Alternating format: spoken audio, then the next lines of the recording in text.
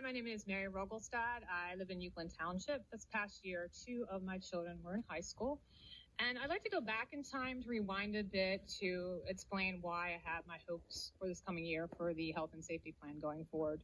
On September 30th, one of my teens came downstairs to me with a laptop in hand with concern about the growing number of black boxes she was seeing as an increasing number of students at West disengage from virtual learning.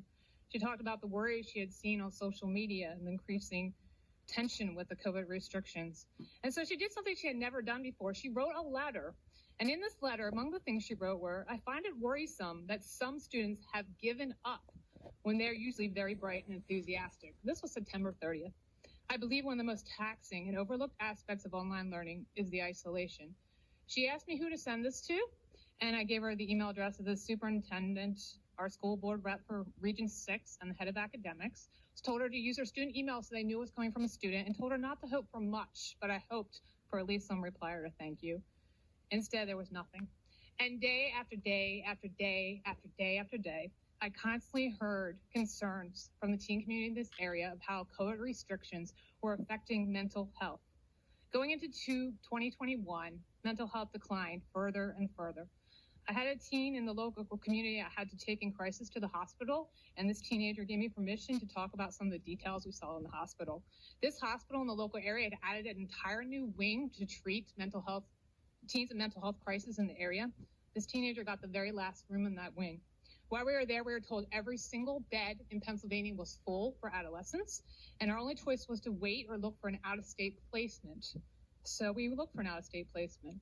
When this teenager got there, this out-of-state place that was 2 hours so away from here, there were several students from the Downingtown area school district in this hospital. Now, I know there's people that say teen mental health problems have always been there, which is true before COVID, but it's an absolute fallacy to say that COVID restrictions put on these teenagers did not have an absolutely devastating effect on teen mental health.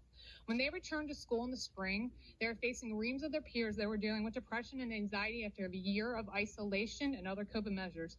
They described the environment at West as almost prison-like, with the masks and the distancing and the plexiglass. My senior described underclassmen in the cafeteria looking sad and disengaged from all their peers because they were alone and distanced. She described people going to the bathroom and ripping off their masks to try to stop their panic attacks during the day.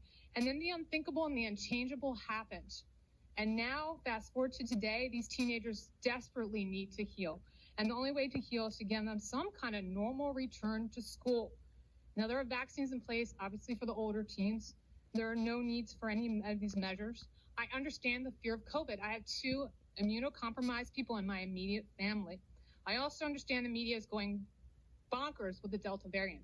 I actually worked in the media for 10 years before I had children, including 6 years working at CNN as a writer and producer.